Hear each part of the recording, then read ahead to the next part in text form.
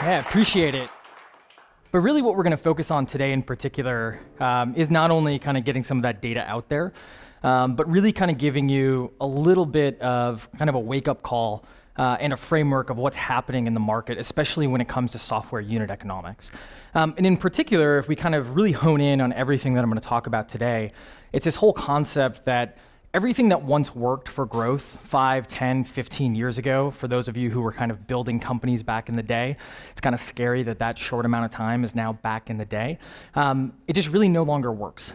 And unfortunately, given the density of what's happening in the market and how easy, quote unquote, it is to actually build software and features now, we're in a world where if you continue to run this particular playbook, it's gonna have some pretty dire consequences on your business. So what we're going to do is, frankly, the first part of this presentation, my goal is to kind of scare the shit out of you. And then the second half is really focused on kind of building you back up and giving you a nice, real framework that you can use to basically get your pricing right within your actual business. Sound good? Cool? Awesome. So just a little context, like who in the world am I to, claim such a kind of a bold thesis here? Well, it's not about me, it's more about kind of the data and what we do in particular. So at Price Intelligently, or as soon to be kind of rebranded, we're going to change our name to ProfitWell. We actually have two different product lines. The first is the Price Intelligently suite of pricing software. So this is what we've been working on for the past 6 years, basically helping brands like Atlassian, Lyft, Blue Bottle Coffee, a bunch of folks basically get their pricing right. And then about 3 years ago, we launched something called ProfitWell, which is free subscription financial metrics that plugs right into your billing system. So you plug in ChargeBee, Zora, Stripe, whatever you're using, and basically get access to your MRR, your churn, all of those kind of fun numbers. And I'm giving you this context, not necessarily to kind of sell you here, but more because at this point in time, because ProfitWell is free, we've actually scaled really, really aggressively, and we have just over 25% of the subscription market using ProfitWell. And it's given us just a huge bevy of data to dig through and to basically share with you the trends of what's happening in the market so you can avoid the pitfalls of a lot of the folks that are around you. And so again, what we're going to do is kind of dig into this whole concept of what once worked is no longer working. And then, as I said, give you that framework and give you a nice little case study. So to dig into kind of what's happening in the macroeconomic world, as well as this whole concept of what's once worked isn't working anymore, we need to look at like how a lot of companies were growing over the past 10 to 15 years. And when we actually go out and we talk to a lot of founders and we talk to a lot of executives, we find that their playbook was just to acquire. It was all about just acquiring as many customers as possible. And when we actually talked to those executives in particular, and we asked them, if you had to put all of your eggs in one basket, acquisition, your monetization, or your retention, what we typically find is this. We're all about more logos. We all want to acquire as many customers as we can. We don't really care as much about how much money we're making per logo. And ultimately, we don't really care about how long those customers stick around. Now, what's scary about this is that when we actually look at the data of what's working and what's not working, what we're finding is that acquisition is now table stakes. And so what I mean by that is that when we isolate the actual impact to acquisition, similar to retention and monetization, what we're typically finding is that if you improve your acquisition by about 1%, meaning if you actually go out and get 1% extra leads, or you actually improve your conversion efficiency by about 1%, what you're actually going to find is that it's only going to boost your bottom line by about 3%. And what's scary about this in particular is that when we look at this data over time, what we're finding is that's actually trending down. And that same efficiency that you were looking for is actually now only about 2%. So it's probably not going to actually trend to zero, but what we're finding is that just to survive in a particular business, especially in the software space, you just need to be good or at least adequate at your acquisition. Now, when we apply the same model to monetization and retention, we find pretty much the opposite effect, where if you focus about a 1% improvement on your monetization, meaning some effect that increases your ARPU by about 1%, or if you focus that 1% of time or that 1% of effort focusing on retention, you're actually seeing almost 2 to 4x the impact of the focus that you had on acquisition. But remember, as we saw on that first slide in particular, all of the focus that we have in our businesses is typically all on that acquisition. Now, what's interesting about this is that when we dig further and further into the data, in particular the why of why this is happening, what we typically find is that back in the day, it was okay to be lazy with customer development. So who here knows what customer development is? Cool. Customer research? Yeah? Okay. Well, if you ask any of the luminaries out there who have built really, really big companies or have been really, really successful at investing, what they'll really kind of break down is that the one thing that kind of separates the really, really great companies than those that fail, it's typically the focus on the customer, the actual customer research that comes out of it. But what we typically find is that when we actually go out to these founders and these executives, especially folks in product, we actually ask them, okay, how many customer conversations are you having per month in a non-sales capacity? What we actually find is that it's not a lot. And there's Fortune 500 companies in this particular data set. So most of us, we love retweeting these articles about customer research.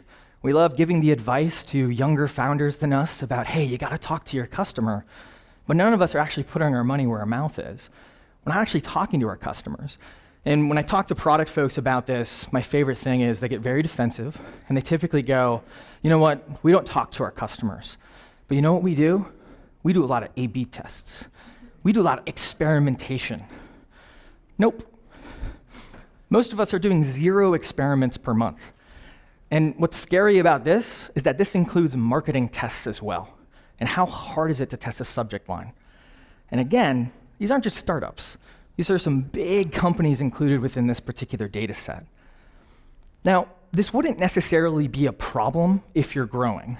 Now, if you can take advantage of some channel that's really, really bringing you high velocity growth, if you're able to raise more money than God, this is all totally fine. But what's interesting is that what we're finding when we actually talk to customers and we actually analyze the features and the products that people are building, turns out we're actually building the wrong product. And so to kind of unpack this point, I have to take a little bit of a detour to kind of introduce you to a little bit of a new model of thinking about value, particularly with software products and software features. So to do that, I want to use just a really kind of, it's not a simple example, but I want to look at GitLab. So who here, is anyone here from GitLab? Okay, I don't have to be nice then. Awesome, cool. All right, I'm just kidding. No, it's totally fine.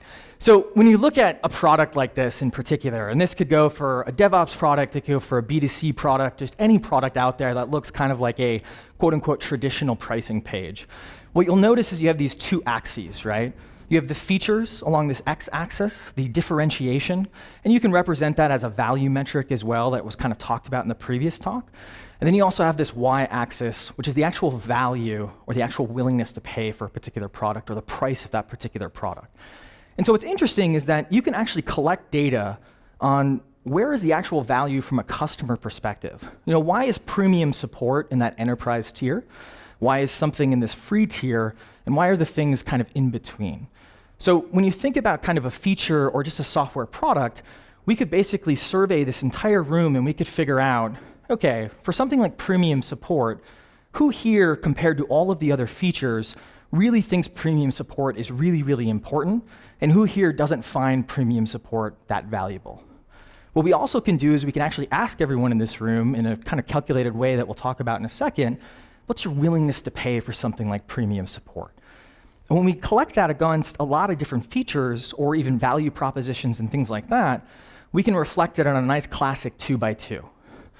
So what we can find is that if we find a particular feature that is very, very highly valued by this entire group in aggregate, and those people who specifically value that particular feature are willing to pay more, so something like a particular analytics integration or something like that in a traditional enterprise product, we have a differentiable feature. Now, when we find something that in aggregate isn't really that valuable, but the people who really specifically value it are willing to pay more, then we have an add-on. If we find something that's super, super valuable, but the people who care about it aren't really willing to pay that much more, you have a core feature. And then you have my favorite quadrant, trash land, which is something that no one cares about, something no one's willing to pay for. Now, I'm introducing this to you because what we did is we went out and talked to, I believe it was about 1,200 different product leaders of different software companies. And we actually asked them, for your past N features, where do you think you land on this particular quadrant? So they manually put their different answers, and we got a graph that looks like this. And what's beautiful about this, and I'm not presenting the data in this slide deck, they're very confident in this data. When we ask kind of on a scale of 1 to 10, like, hey, how confident are you? All 9s and 10s. Everyone's super confident that we're building a ton of really, really differentiable features. We're also building some cool add-ons. There's some insecure people who think they're building trash, which is kind of weird. But overall, we're in a world where we're super confident, right? Now, what we then did is we went out and talked to 1.2 million customers. And we did this in a quantified manner, meaning we used some of the methodologies that we're going to present in the later part of this deck. And we actually went out and we actually measured the value of these features. And this is what we found of what we're actually building. So let me just show that to you here again. This is what we think we're building. And this is what our customers say we're building. And what's fascinating about this is that we kind of know the answer, right? But we're not talking to our customers. None of us are really doing the actual work, the basics. And it used to be okay because there just wasn't a lot of software out there. There wasn't a lot of features out there relative to the markets that we were serving.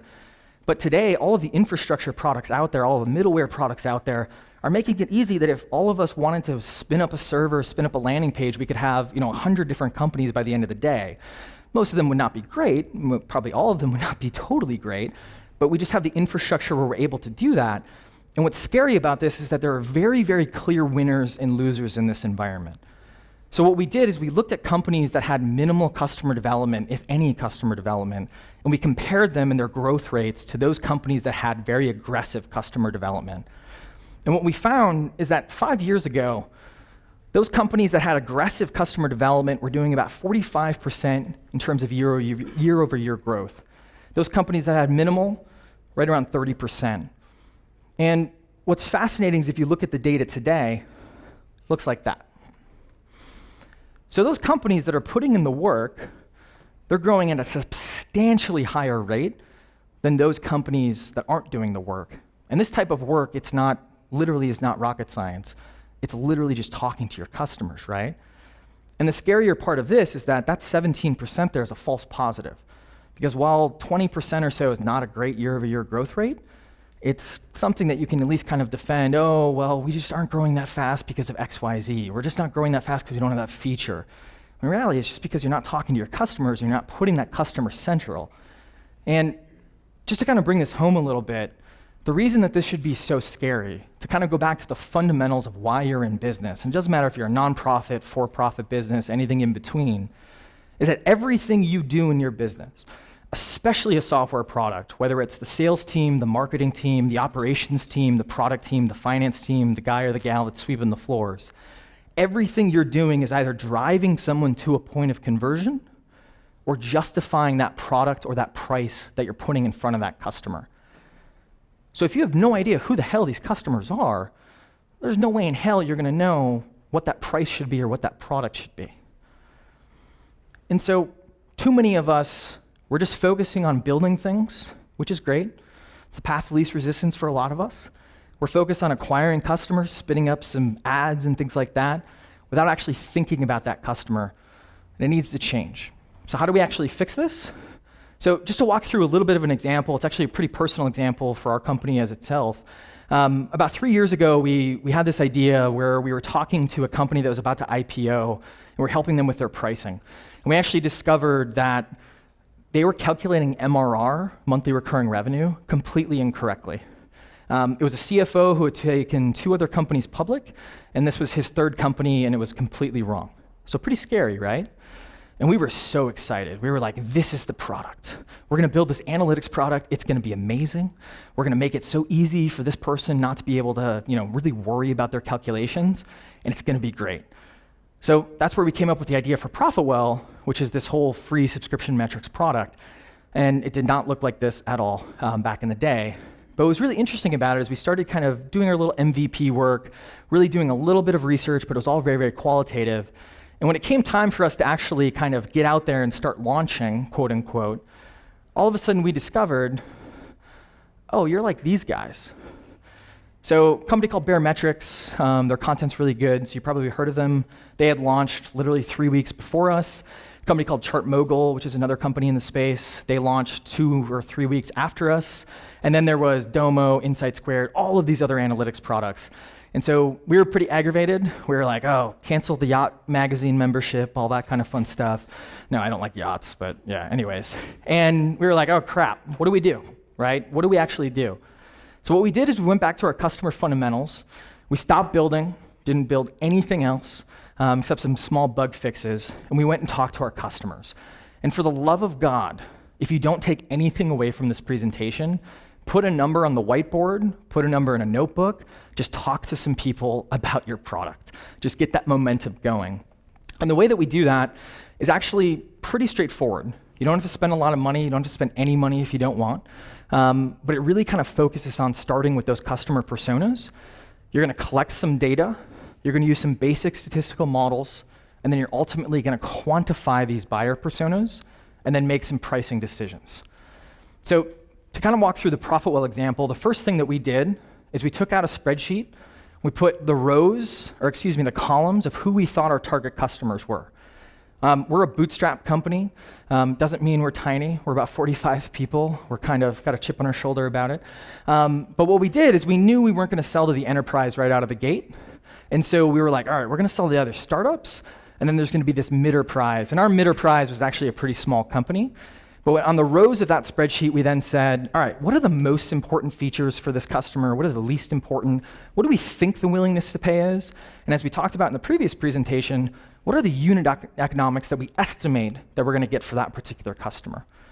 So we filled out this particular spreadsheet, and if you just do this, it's something that's super valuable in your business, because it's not like you don't know anything about your particular customer. You just have to start centralizing it and basically processizing everything that you're doing. And so in order to kind of validate this, what we did is we set up an experimental design. Experimental design is just a fancy way of saying, what data are we going to collect from who? And what we did is there's 3 layers of this experimental design. First, demographic data, and you're using that strictly for segmentation. And just to kind of give you some context, normally the demographic data that you want to collect is anything that you have an inkling is going to influence value or willingness to pay. Then, in order to get those relative preference of features, we're going to collect some relative preference data. And then finally, and ironically, the easiest data to collect, willingness to pay information. So in order to kind of start things off, to get that non-demographic data, because there's going to be more talk of demographic and personas the rest of the day, the 2 models that we used, one is called the relative preference, and one is called price sensitivity. They're very, very clearly named. These models, you can do them in Excel. They're pretty basic. You can make them much more complicated if you want, but you don't have to buy anything to really get this type of data. And the way that we're going to get this data is actually through surveys. And I know everyone's reaction to surveys. I hate surveys, right?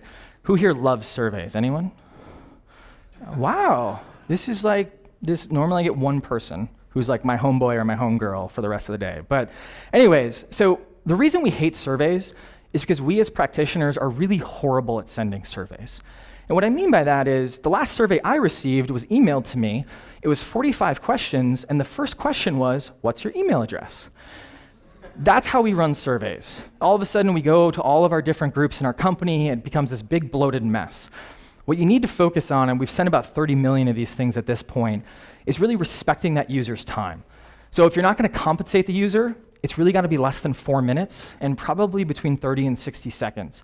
But the advantage of that short survey is that you can send another survey probably every 3 to 6 weeks.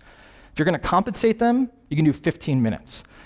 Now what's interesting is the actual questions that you're asking are just as important as respecting the user's time, because on this relative preference side, what we're going to do is we're going to start asking questions like this.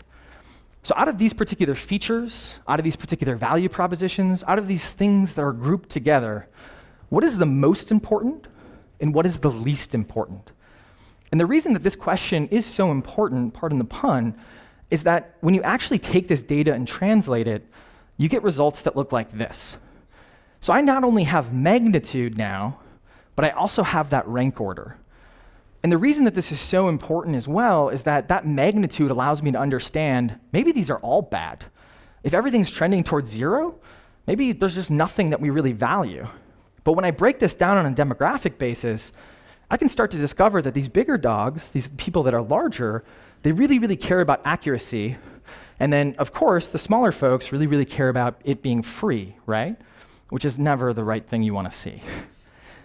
But when I make some assumptions about my persona, then all of a sudden I can get results that look like this, and I can start to put this into this framework and actually validate this. So even just with this one question, I probably have more customer development information than some of you have had in your entire business, and you maybe have been in business for more than a year. And this was one question. This was very, very straightforward. And we already know that if we're gonna go after this Startup Steve character, gotta have really, really good design, which was definitely not a core competency at that point, and they're really, really price conscious, which again is the worst thing to see. And so we took it a step further and we went after willingness to pay. And when you talk about willingness to pay, we think about value as human beings in a spectrum. So we know that a bottle of water is worth less than a computer. We don't necessarily know that a bottle of water should be worth $1. It's just not something that our human brains are really that good at. And so we can actually take advantage of that by asking ranged questions. So at what monthly price point is this way too expensive that you would never consider purchasing it? All the way down to, and sometimes most importantly, at what price point is this too cheap that you question the quality of it? And what ends up happening is we get results that look like this. So each of those questions corresponds to one of these lines, and then you get this nice, beautiful elasticity curve, which is a measure of if you change the price, what's gonna be the relative loss or gain in customers. And when we did this for ourselves, we got some results that looked like this. And these were pretty painful, mainly because, and just to kind of give away the little truth here, basically our smallest customer and our largest customer, there's only a 5x gain. And that's pretty bad just because there's no opportunity for expansion revenue. So this made us pretty depressed as well, because when we started putting this in particular into kind of reality of what was that elasticity gonna look like, there wasn't a lot of pricing power. And then when we layered that into our personas and we added LTV and CAC, as some of you are familiar with this type of data, you'll realize we were losing money on anyone that we were gonna target. And so we sat there and we're like, all right, what do we do? And thankfully we had some foresight to actually go out, and we kind of knew that no one really likes buying analytics products. What's kind of interesting is like no one really appreciates how much work they are typically. We're all like, well, I can do that. Let me just spin up a server and like figure this out. And then like 6 months later, the numbers still aren't good. But it's one of those things where we just kind of knew that going in. So we collected some data on a retention product. This turned out to be our retain product. And that's where you have this nice kind of 20x lift that allows us to basically make sure that we have some really, really good expansion revenue. And then we ended up collecting something on a RevRec product for revenue recognition. And to give you context, the reason I shared this is because those small folks didn't care about it. And sometimes you'll find that with products, especially in the enterprise space. So this allowed us, in our estimate, or just to give you some context on really how much work this actually took and bringing it all together, it allowed us to basically figure out, and this is not our numbers, it's just an example slide, hey, we should stop focusing on these personas. We should start moving these particular tiers or these particular features. It allowed us to basically make decisions around, hey, we're probably gonna need to give this product away for free, or we're gonna have to kill it, because it just was not going to be profitable. It wasn't going to work out. And we chose kind of the freemium acquisition model, which we can talk about at breaks, because that's a whole talk that we could go through. But what's interesting about this, just to give you some context, is that I really recommend that you start small. This was a 5 to 10 question survey overall. We didn't have these folks to survey, so what we ended up doing is we used market panelist companies, and those are basically people, their entire goal in life is to sell you survey respondents, from anyone from like a soccer mom or dad in the middle of Kansas all the way to a Fortune 500 CIO. They cost very, very different amounts of money, but you can still get access to them. And to give you some estimates, this took us 12 hours total. We do this for a living, so probably add a little bit in terms of the estimate, but from a cost perspective, it costs about $2,100. And when we talk to our product team and we look at some of our competitors and kind of what they've been doing, we estimate that this probably saved us 18 months. So one of our big competitors, ChartMogul, they came out with a free plan recently, basically 2 years after we did. All of the LTV and all of the kind of the ARPU numbers turned out to be 100% true when we looked at Barometrics, which makes all of their kind of fund or all of their financial details public. And so we knew that we had made the right decision kind of in retrospect, but it was one of those things where, again, this didn't take us that long to do. So with that, I would just keep in mind, again, what we're focused on in terms of our businesses just isn't working anymore. You have to get back to those fundamentals, focusing on your customer, focusing on your pricing and your retention. And yeah, you have to focus on acquisition as well, but that's not where your growth is going to come from. And with that, thanks.